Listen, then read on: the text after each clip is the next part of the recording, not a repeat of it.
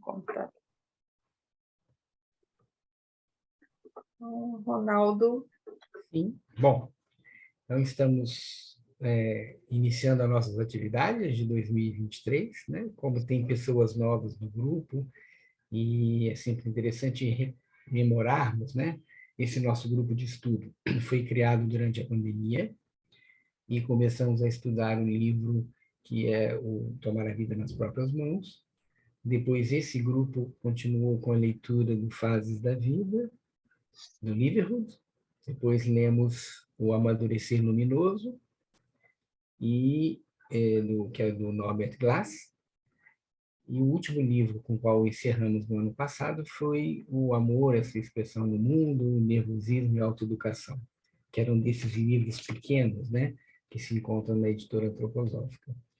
Na realidade, existem outros grupos de estudo, né, da ELEB. Temos, se vocês entrarem no Instagram da ELEB, que é ELEB_SP, lá vocês têm várias atividades da ELEB, e lá tem os grupos de estudo com todos os livros que estão sendo lidos, né? Cada grupo hoje lê um livro diferente.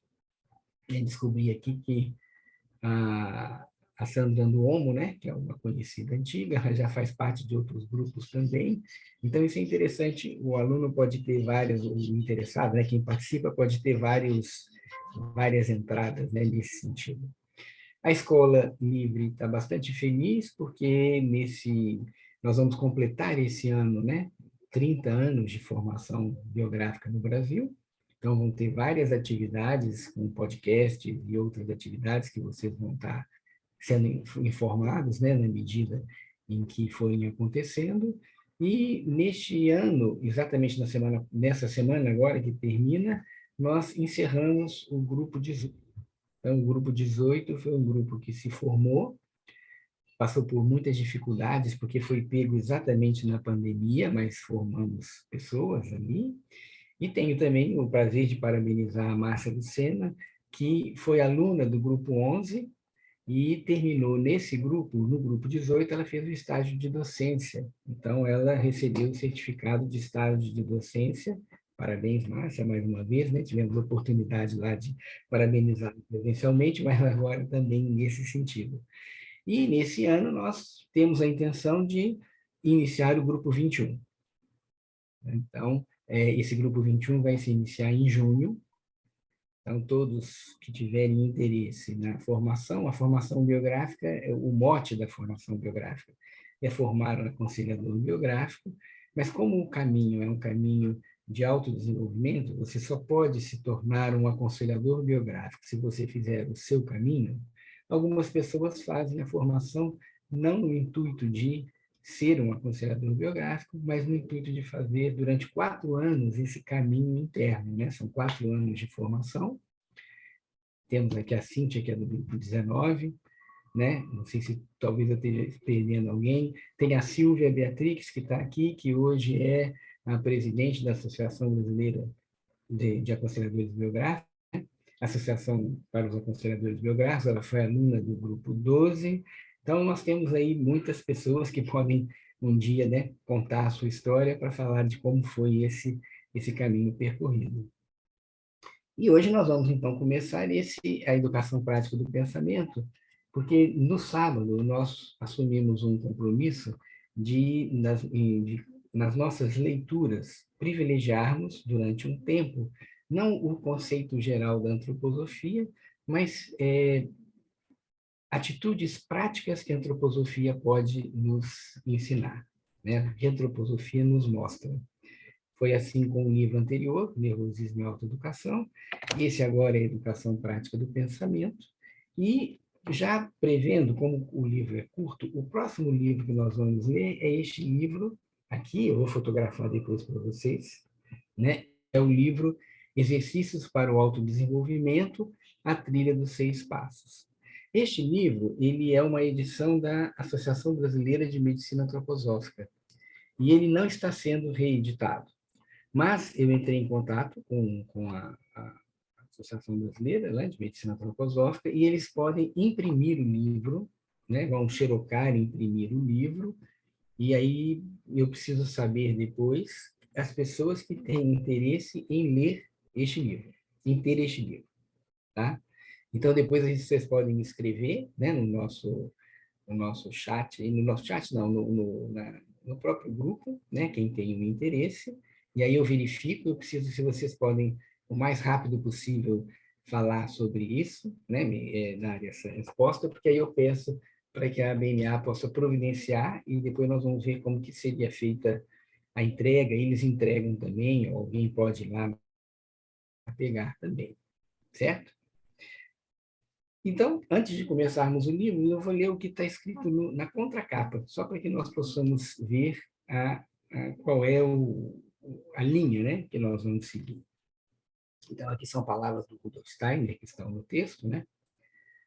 Só quando houvermos aprendido a amar a objetividade, a realidade das coisas, as coisas tal qual são, é que podemos decidir-nos por meio de razões lógicas.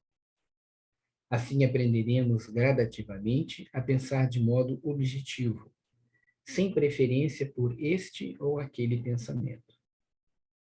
Nossa visão das coisas se alargará, nosso pensamento se tornará prático, não no sentido rotineiro, mas de modo tal que os objetos e fenômenos do mundo exterior é que nos ensinarão a pensar. Rudolf Steiner.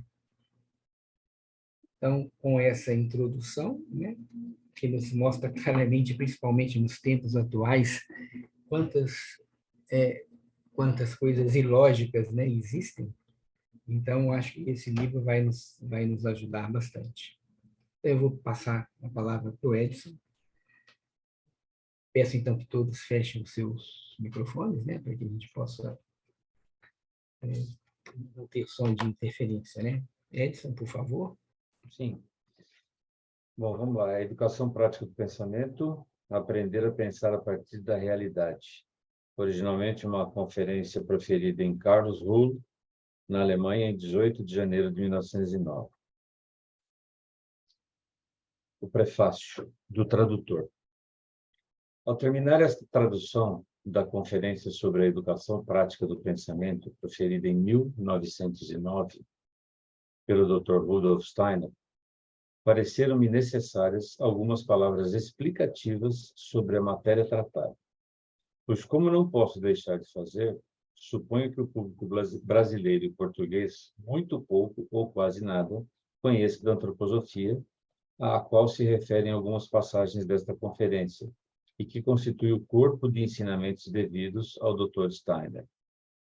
A antroposofia, segundo o Dr. Steiner, a definiu já quase no fim de sua carreira e de sua vida, é a ciência que conduz o espírito humano ao espírito cósmico, fazendo com que o espiritual ou suprassensível existente no homem possa penetrar e compreender o espírito ou o suprafísico que está na base do universo.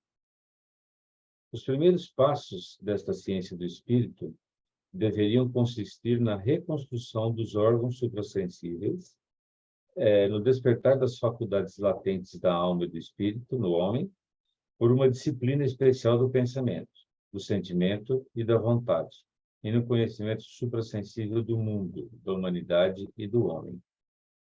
A este primeiro período pertencem as obras de Dr. Steiner, que estudam a formação e o aperfeiçoamento de órgãos e faculdades de visão suprafísica apropriados à observação dos fenômenos inacessíveis aos sentidos físicos. Essas obras narram ou explicam certos acontecimentos que só podem ser compreendidos com o entendimento desses fenômenos suprassensíveis. Dentre eles, os principais são o conhecimento dos mundos superiores, teosofia, a ciência oculta, o liminar do mundo espiritual e a direção espiritual do homem e da humanidade. Algumas noções, das mais simples, são indispensáveis para compreender a fundo este pequeno tratado da prática do pensamento, escrito com grande clareza, mas, por outro lado, com muita precisão. O Dr. Rudolf Steiner havia publicado boa parte de seu ensinamento quando proferiu esta conferência. Daí a necessidade de, agora, fazer preceder sua tradução de alguns breves esclarecimentos. Essas noções indispensáveis, porém, são simples e compreensíveis, são as seguintes. O organismo humano não existe apenas para o mundo físico, mas para o mundo que podemos ver com os olhos ou perceber de qualquer modo com os sentidos físicos. A parte da organização humana acessível ao conhecimento sensorial, análoga, por assim dizer, ao mundo mineral, é o que nominamos corpo físico. Além desses fenômenos acessíveis aos sentidos próprios do corpo físico, outros nos são familiares, como os do crescimento, assimilação e excreção, reprodução, etc., que os sentidos não apreendem, imediatamente e que não são menos reais que os outros.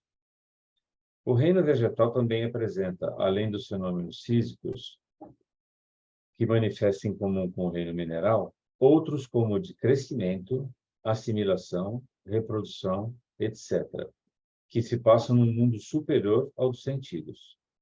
A este mundo suprafísico, sede de tais fenômenos, próprios tanto do reino vegetal como dos reinos humano e animal, denomina-se o mundo das forças formativas ou o mundo etérico.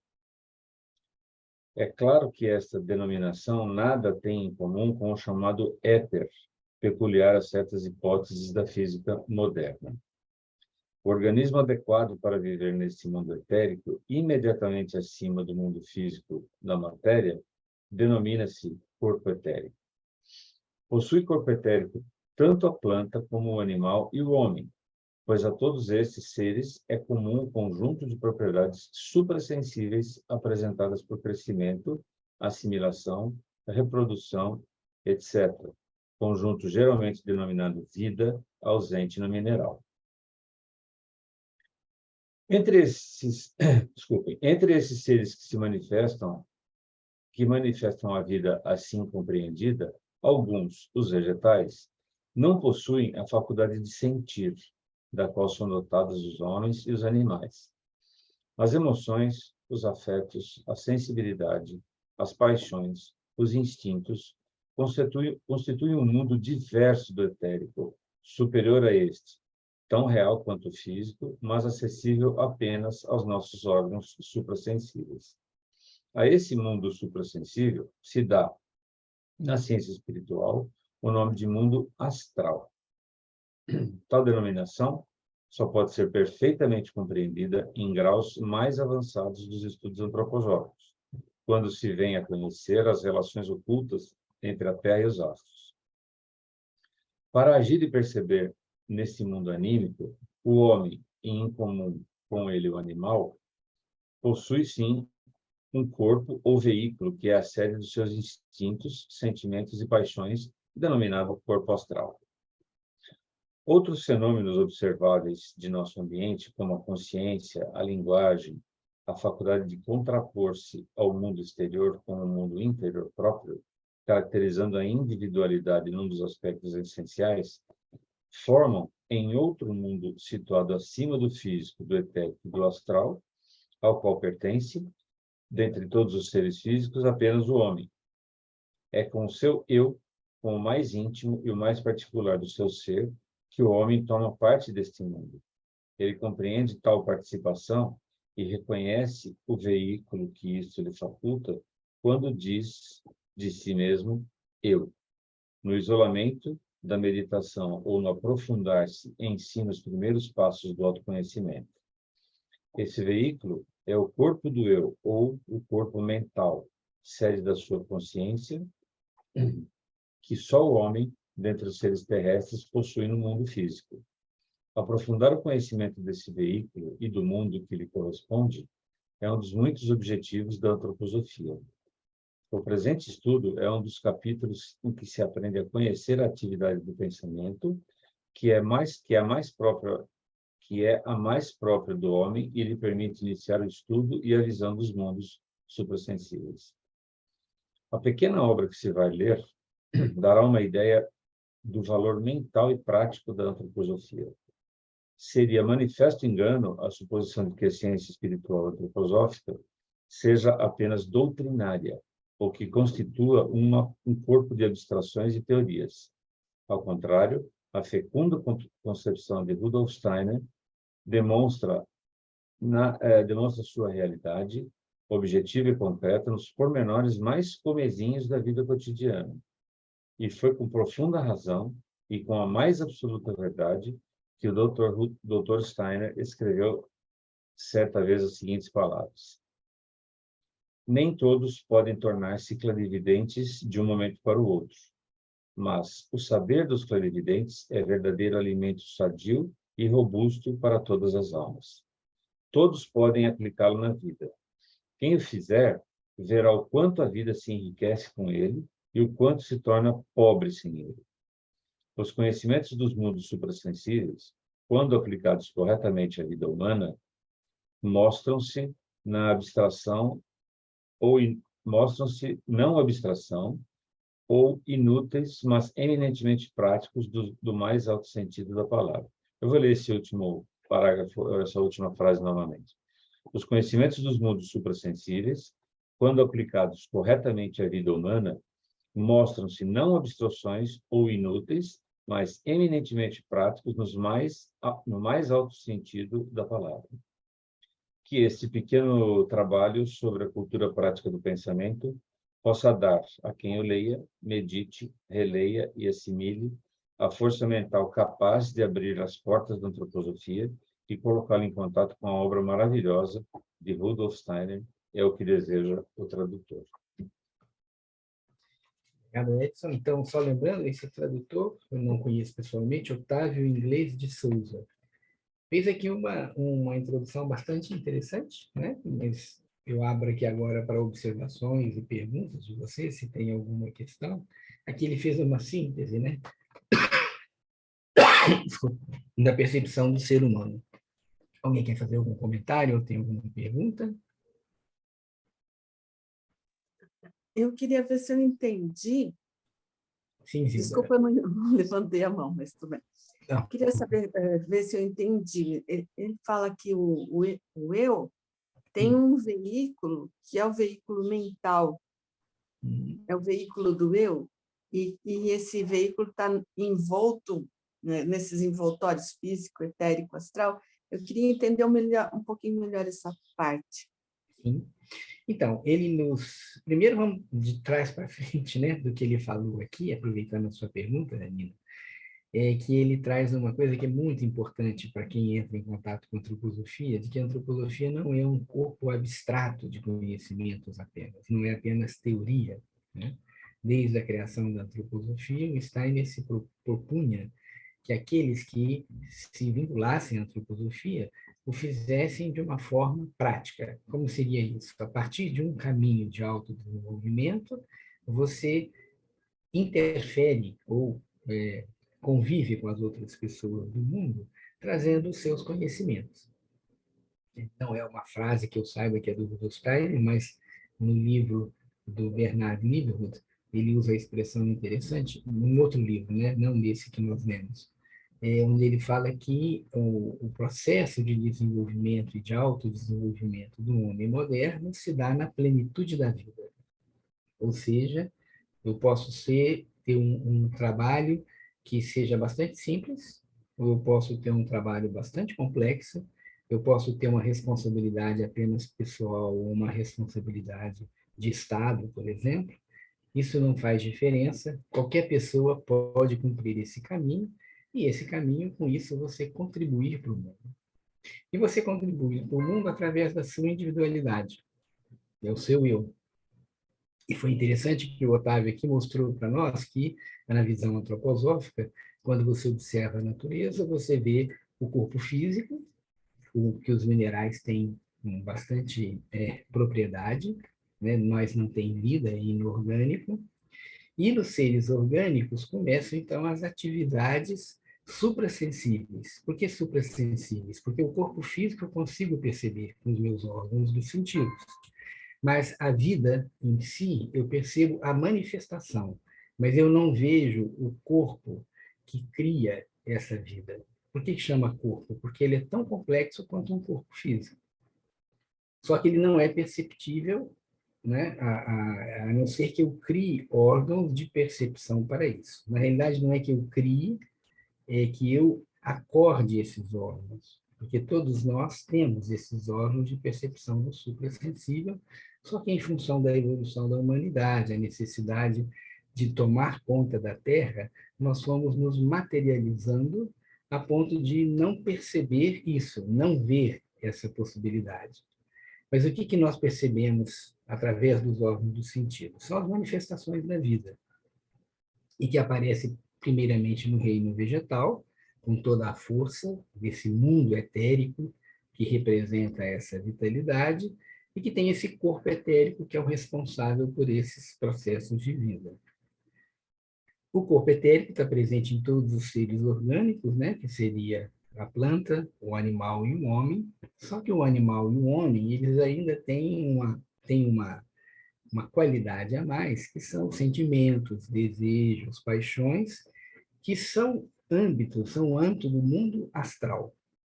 E o corpo astral é que, individualizado, o homem é o portador desses sentimentos, né? Dessa vida anímica que nós chamamos na antropologia, vida das emoções.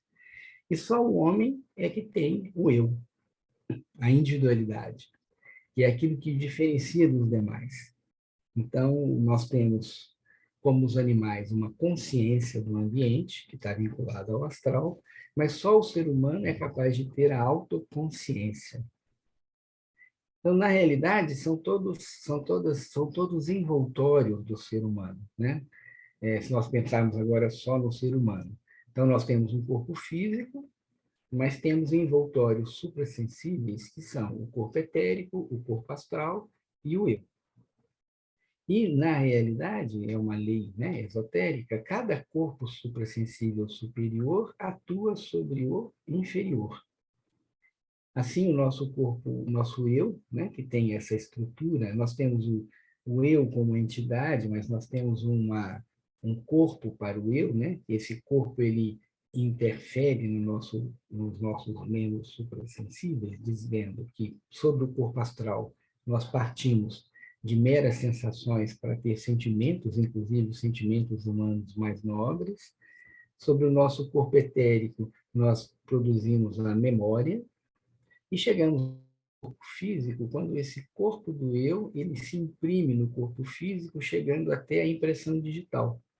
Então, embora o corpo físico seja a matéria, mas o nosso eu, ele atua marcando de uma forma indelével e única essa individualidade. Então, mesmo que eu tenha gêmeos idênticos, as impressões digitais vão ser diferentes porque tem a individualidade. Hoje em dia se vê isso no olho também, né? Então, é essa a realidade. Assim, esse eu, ele é um envoltório, mas ele tem envoltórios outros, né, que permitem que a vida na Terra se expresse e que essa individualidade possa atuar no mundo, né, de uma forma prática. Lógico que nós já atuamos de forma prática, mas muito individuais, né, muito egóicos. O que a antroposofia prevê é que se o indivíduo faz um caminho de autodesenvolvimento, ele também pode ajudar o desenvolvimento da humanidade como um todo, né? Seja num nível mais familiar ou no mundo como um todo, é a sua contribuição. Então, Nina, eu acho que é esse o que ele quis dizer aqui, são esses envoltórios. Não sei se eu respondi a sua pergunta. Tudo bem? Mais alguém tem alguma observação? Se não, Edson, podemos dar continuidade. Sim. Então, na página 13, a educação prática do pensamento. Poderá parecer singular que justamente a antroposofia venha falar publicamente de educação prática do pensamento. Para quem não a conhece, a antroposofia não é absolutamente prática e nada tem em comum com a vida real. Essa opinião, porém, só a pode manter quem observa as coisas superficialmente e sem o conhecimento de causa. A verdade, no entanto, é que o presente estudo pode e deve servir de fio condutor para a existência cotidiana, para a vida terra a terra, sendo que tais conhecimentos, assim adquiridos, podem transformar-se a qualquer momento em sentimentos e impressões e sentimentos que nos tornem na vida mais sólidos e fortes. Quem se considera prático, imagina estar agindo conforme os princípios mais práticos. Observando de perto, verificaremos que o pensamento considerado prático nem sequer é pensamento. É um simples jogo automático de julgamentos rotineiros e hábitos mentais. Considerando com a mais absoluta objetividade o que se chama habitualmente de espírito prático, veremos que o pensamento desses práticos não vai além das lições que eles aprenderam, consistindo em pensar como pensava o professor ou como pensava quem inventou este ou aquele objeto. Enfim, em tirar as conclusões que lhes ensinaram a tirar. Quem pensa de um modo diverso passa por não prático, porque seu pensamento não coincide com as opiniões estabelecidas.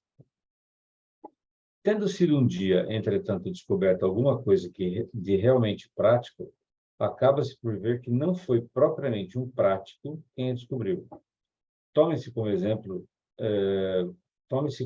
nossos atuais selos de correio.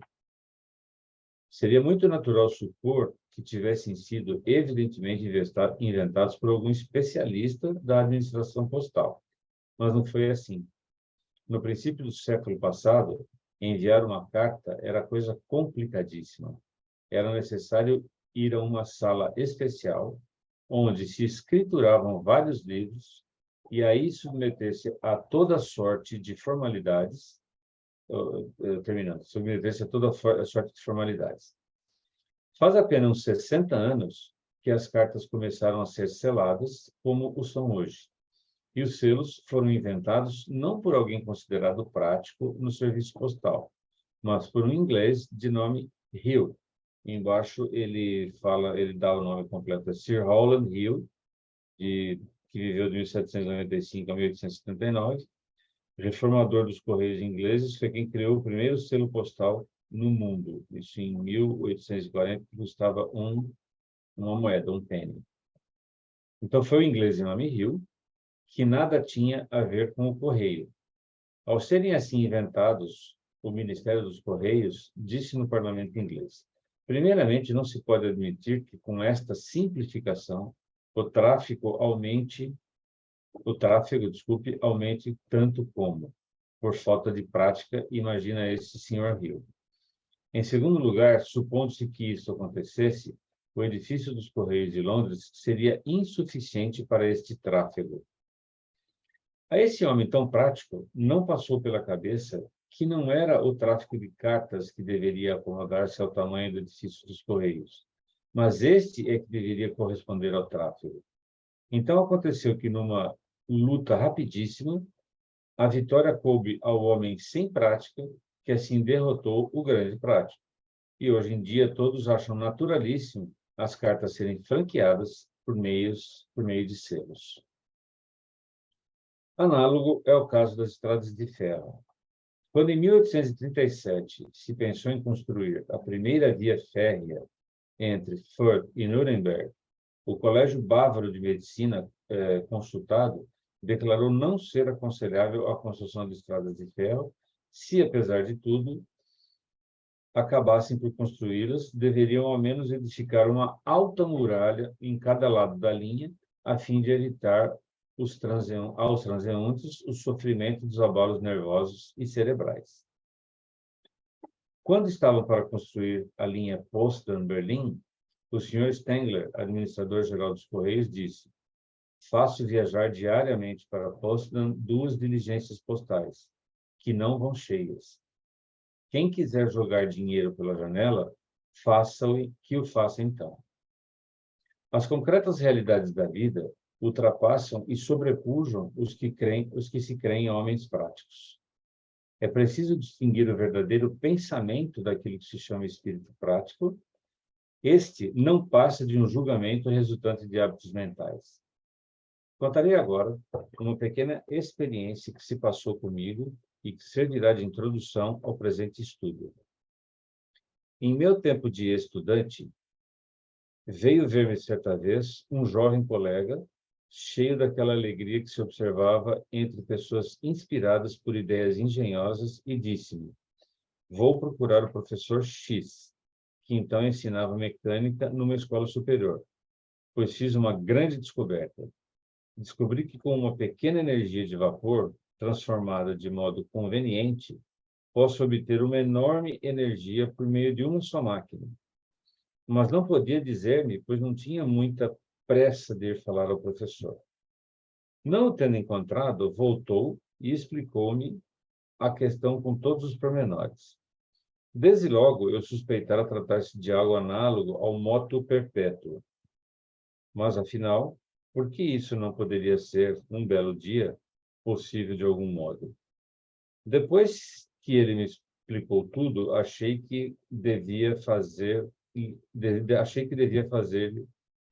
Sim, certamente tua descoberta revela um espírito perspicaz, mas do ponto de vista prático, é como se alguém subisse num vagão de trem e o empurrasse do lado de dentro com imenso vigor, acreditando pô-lo em movimento. É neste princípio mental que se baseia sua invenção. Ele então concordou comigo e não voltou mais ao professor. É deste modo que alguém pode, por assim dizer, incrustar-se no próprio pensamento. Raros são os casos em que essa incrustação se evidencia. Muitos homens se incrustam na vida com seu pensamento, sem o revelar de maneira tão palpável como no exemplo que citamos.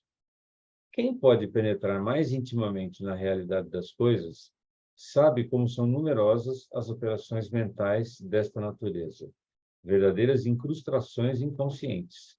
Os homens se lhe afiguram como se estivessem num vagão e o empurrassem do lado de dentro, na ilusão de serem eles os autores do movimento.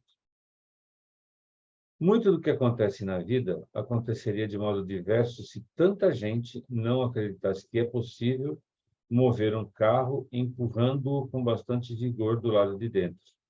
A verdadeira prática do pensamento exige e pressupõe que se encare a atividade mental com critério e sentimentos adequados.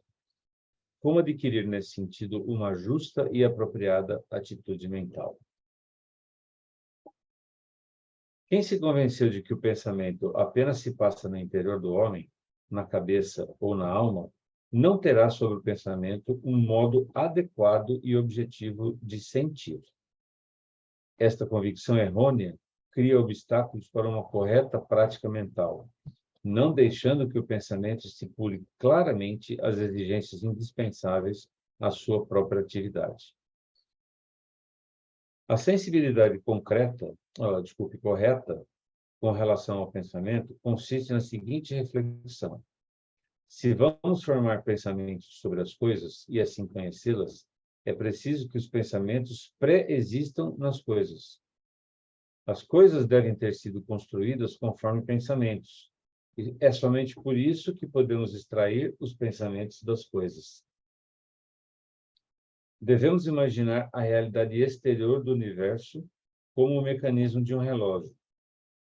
Tem-se feito largo uso desta comparação, mas com ela se esquece frequentemente a existência de um relojoeiro. Deve-se ver claramente que as rodas e as molas não se combinam por si mesmas para construir o relógio e fazê-lo trabalhar. Houve, necessariamente antes do relógio, um relojoeiro que o fez. Não nos esqueçamos desse relojoeiro, seus pensamentos se materializaram no relógio, por assim dizer, se derramaram nele. É desse modo que devemos pensar sobre todas as obras da natureza, sobre todos os processos naturais. Quando se trata da atividade humana, essa verdade é evidente por si. Nos fenômenos naturais, porém, ela não se deixa facilmente perceber, embora aí também operem certas atividades de ordem suprassensível provenientes de entidades espirituais. Quando alguém pensa nas coisas do mundo, sua atividade mental se exerce simplesmente sobre o pensamento que foi posto anteriormente nas coisas. A crença de que o mundo foi criado pela força do pensamento e pela força do pensamento se mantém, é a primeira condição para tornar fecunda a atividade pensante interior. Edson, talvez aqui a gente possa parar. Tem alguém que tem alguma pergunta, alguma observação sobre o texto?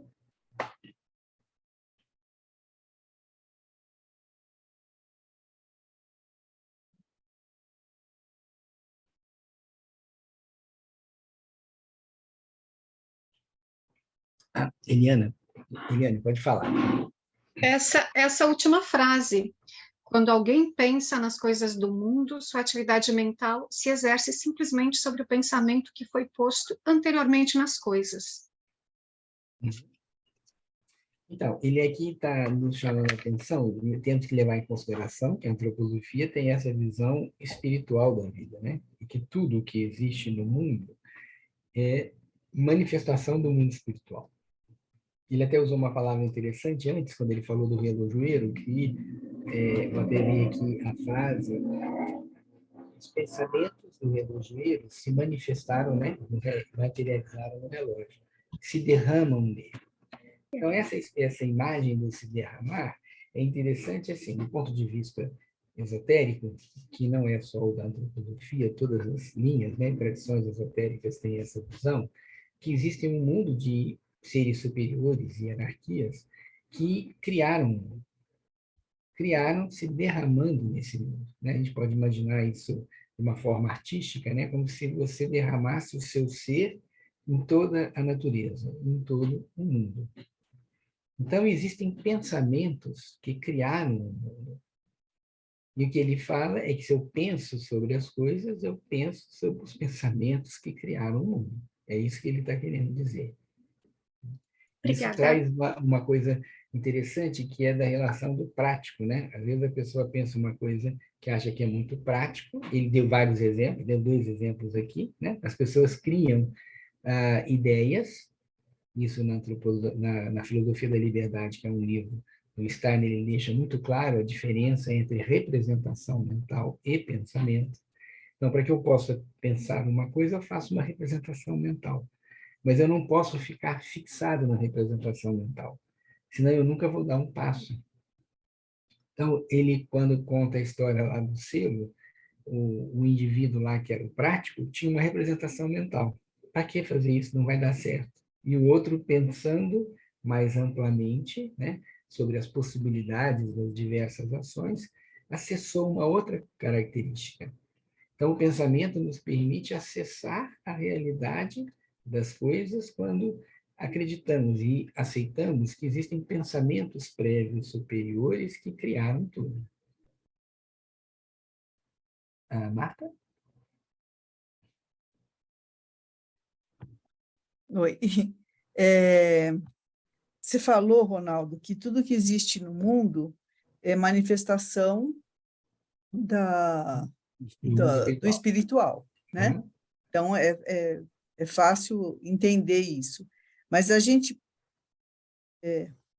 ampliar como sendo não só as coisas materiais feitas, construídas, mas como tudo que existe como sendo manifestação de algo espiritual, não necessariamente na nossa esfera. Uhum. Acho que eu não Sei se eu... entendi. Eu não entendi a sua pergunta, a parte final. Você fez uma conclusão e depois... Então, aquilo que nós, homens, nós humanos, né, Uhum. conseguimos imaginar, pensar, aquilo a gente vai manifestar de alguma forma, tá? Sim. Mas Uhum. tudo que existe que não foi feito pelo homem, ele também é uma manifestação do mundo espiritual, mas não espiritual ao nível do homem, de algo Superior. maior. Maior, sim. Então, por exemplo, nós estávamos no grupo agora, né, no grupo 18, nós estávamos falando sobre os 4 éteres, né, que é uma realidade. Esse corpo etérico, ele, segundo a antroposofia, se divide em 4 partes. E esse mundo etérico é ele que recebe as influências de forças espirituais, vai chegando no elemento e depois chega na substância. Isso inclui tudo, inclusive, por exemplo, as leis que regem o mundo. Então, quando nós pensamos nas leis que a astronomia conhece, né, o movimento planetas, por exemplo, ou a precessão do Sol, todas essas questões que nós olhamos fisicamente, existem seres, do ponto de vista esotérico, seres espirituais que são os responsáveis por isso. Então, não é apenas quando você fala, nossa, eu vi uma pedra, e eu vi um ser humano, eu vi um animal, uma planta, isso é manifestação do mundo espiritual, mas todas as leis que regem todo esse movimento, toda essa vida, tem uma realidade espiritual. Então, quando eu acesso com o meu pensamento esta realidade, eu estou acessando o que primordialmente foi um pensamento de hierarquias espirituais. Né? Não sei se era isso que era a sua... Uhum. Essa é a sua questão. Era só uma confirmação daquilo isso, que... exato, exatamente. Tá? Obrigada. Então, ele está entrando nesse âmbito. Mais alguém tem alguma pergunta? Eu não sei que tem mais, tem 2 páginas, né? Não sei se alguém mais levantou a mão, acho que não.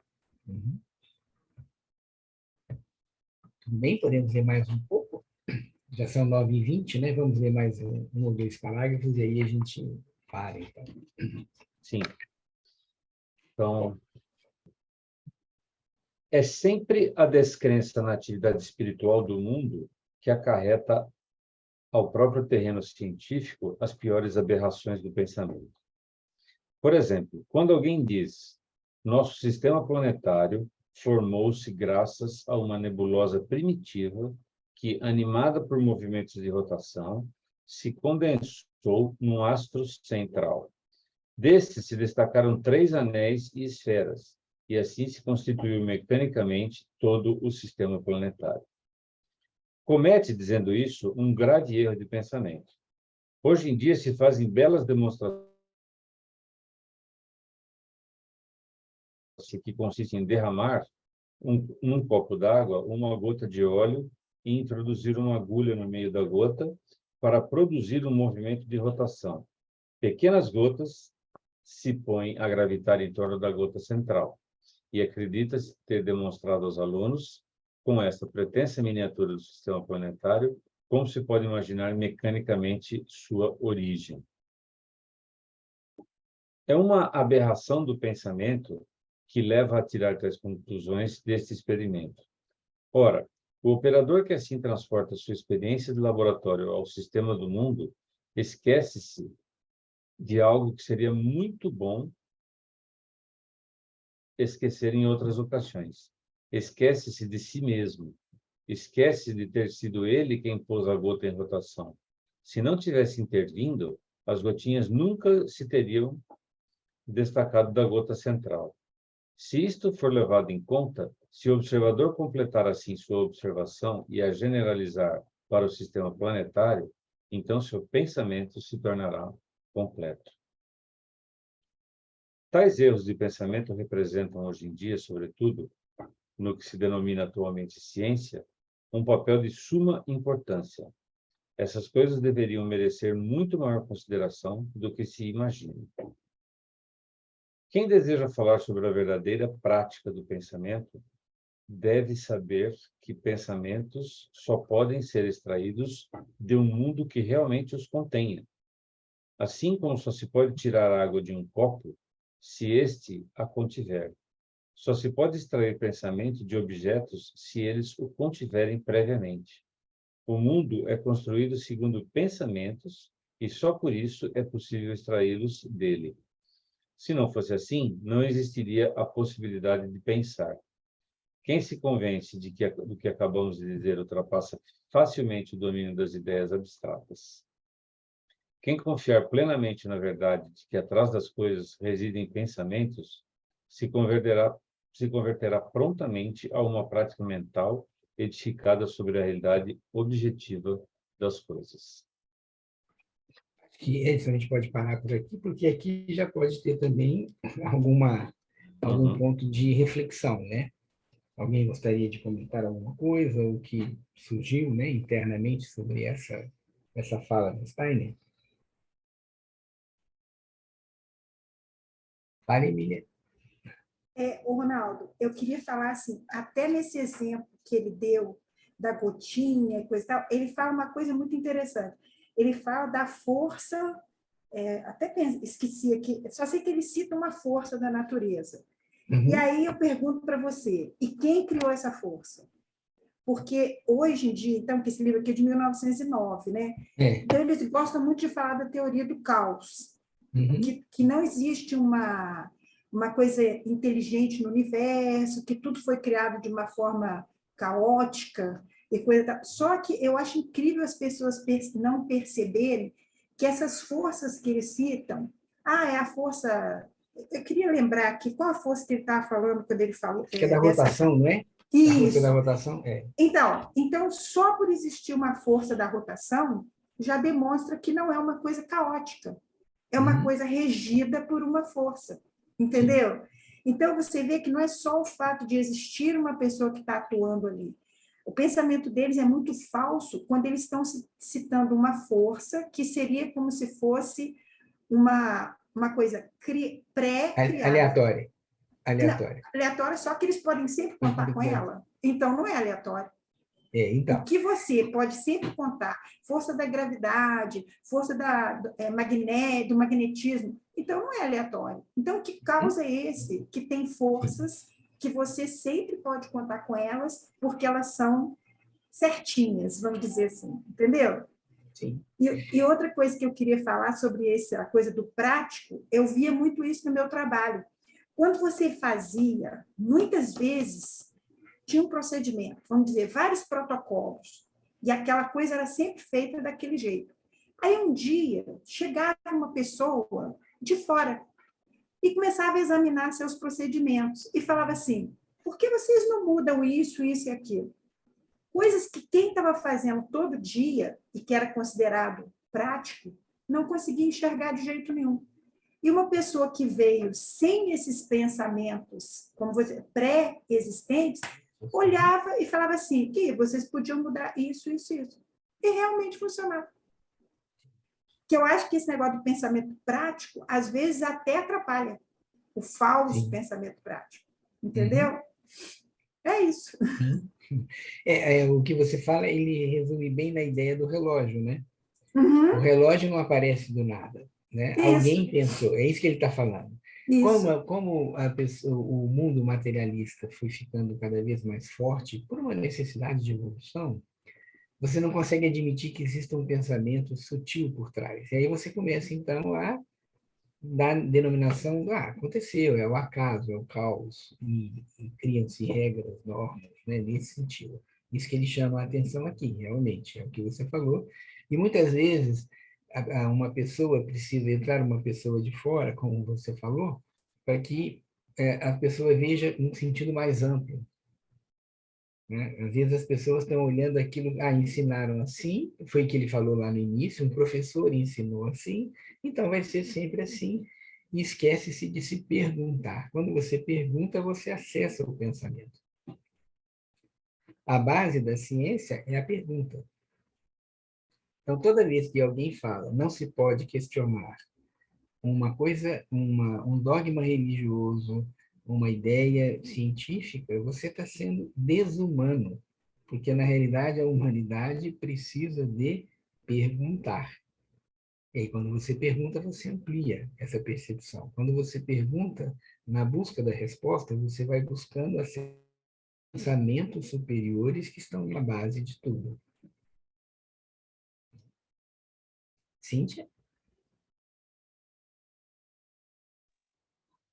Eu queria só deixar para reflexão, eu achei interessante essa parte aqui que ele fala na página 18 sobre esse experimento que a Maria Emília estava comentando, que quando a gente transporta, né, a experiência do laboratório para os sistemas de planetas, dos planetas, aí eu percebi assim que ele fala, né, esquece-se de algo que seria muito bom esquecer em outras ocasiões, esquece-se de si mesmo. Eu achei interessante assim, porque em alguns momentos da vida, a gente realmente precisa sair de si, né? Para atuar, sei lá, de repente de uma forma assim, numa doação, por exemplo. Você faz um bem para alguém e não tem motivo para fazer por si mesmo, você faz para outra pessoa. Então, esse momento acho que caberia aqui na minha forma de ver, né? Seria muito bom esquecer-se de si mesmo. E aí, nesse outro momento, no pensamento, né, de como tudo se origina, como ela disse agora, né, sobre esse caos, né, que foi algo que surgiu do nada, né, aí sim nós deveríamos nos lembrar de nós mesmos, né. Eu achei interessante isso. E essa experiência que ele chama aqui, né, uma experiência que era usada na época, né, dele, né, experiência de Platão, né, quer dizer, em tudo que é mostrado, você fica fixado, né, no movimento de rotação, e esquece que teve um ser humano que colocou aquilo em movimento, né? E quando você amplia isso para o universo, alguém colocou em movimento, que é justamente o que a Miriam estava falando, a gente estava colocando aqui. Muito bem, acho que podemos hoje parar por aqui. Tem muitas reflexões aí sobre essa introdução. Para muitas pessoas, isso provavelmente no mundo materialista é muito novo, né? Pensar nessa hipótese. Mas é justamente trabalhando com o pensamento é que nós vamos educá-lo, né? Não simplesmente criar conceitos e ficar nos conceitos. Então, vamos, né? Desejo para vocês aí um bom fim de semana. E eu vou pedir que vocês escrevam, né? Eu vou fotografar agora e mandar para vocês o livro. Eu peço que quem tiver interesse, que escreva para que eu tenha um número de pessoas para poder pedir que a MMA, então, possa providenciar esse livro. Certo? Seria interessante ver logo, porque eu acho que talvez mais 2 encontros Sim. nesse livro. Tem que ser rápido. A resposta tem que ser rápida mesmo, né, de vocês. Tá bom? Ronaldo, você diz manifestar aqui no chat hoje ou para você? Não, eu prefiro que seja mesmo, porque o chat, quando a gente desliga aqui, ele acaba, né? né? Ele apaga, né? Então é melhor tá escrever no próprio WhatsApp. Tá bom? Ronaldo, mostra o livro de novo, por favor. Eu vou fotografar para vocês. Tá bom. Tá? O grupo não é fechado? Acho que a gente não consegue mandar mensagem para o grupo. Mas dá para mandar direto. Não, tem pro razão, Ronaldo. tem razão. Não, tem razão. Dá para mandar direto. Pode mandar para mim, né? Vocês têm o meu... No próprio grupo, vocês veem como administrador, eu ou a Márcia, tanto faz, pode ser. Então, a Nina lembrou bem, o grupo é fechado, vocês não podem responder lá. Então, mandem para mim, né? Quem tiver o interesse. Tá bom? Tá bem. Certo? Ótimo, então, bom fim de semana para todos. Obrigada, viu? Bom fim de semana.